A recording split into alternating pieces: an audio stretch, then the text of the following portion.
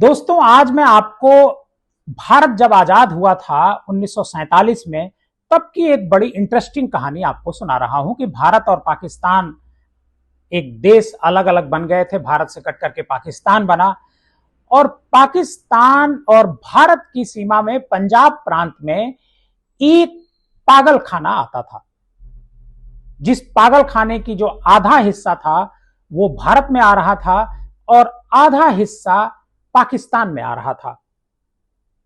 अब बड़ा मुश्किल हो गया कि आखिर इस पागल खाने का बंटवारा कैसे किया जाए। क्या पागल खाने को या तो पाकिस्तान में शिफ्ट कर दिया जाए या भारत में शिफ्ट कर दिया जाए।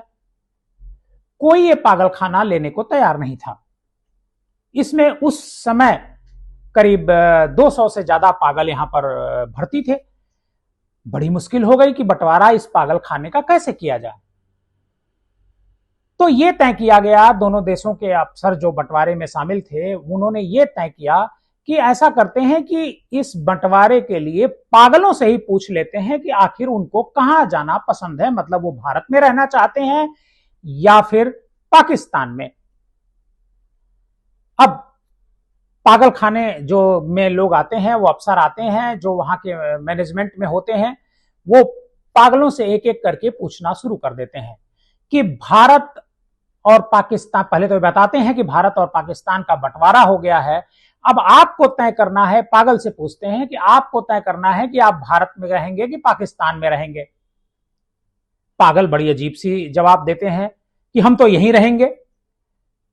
तो फिर पूछते हैं कि भाई आपको भारत में रहना है कि पाकिस्तान में रहना है, पाकिस्तान जाना है या भारत में रहना है। फिर पागल यही जवाब देता है, क्या पागलों जैसी बात कर रहे हो, हम तो यही हैं, यहीं रहेंगे।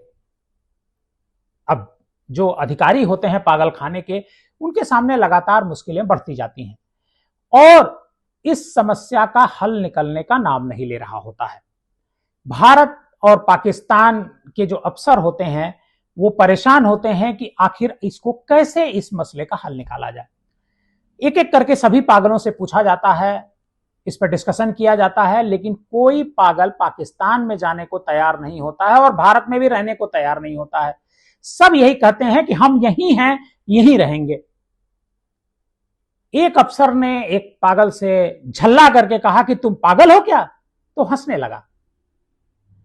अफसर की बात सुनकर के हंसने लगा और फैसला यह हुआ कि पागल खाना जैसे है वैसे ही रहेगा और शायद आज भी वो पागल खाना भारत और पाकिस्तान के बॉर्डर पर उसी तरह से पड़ा हुआ है।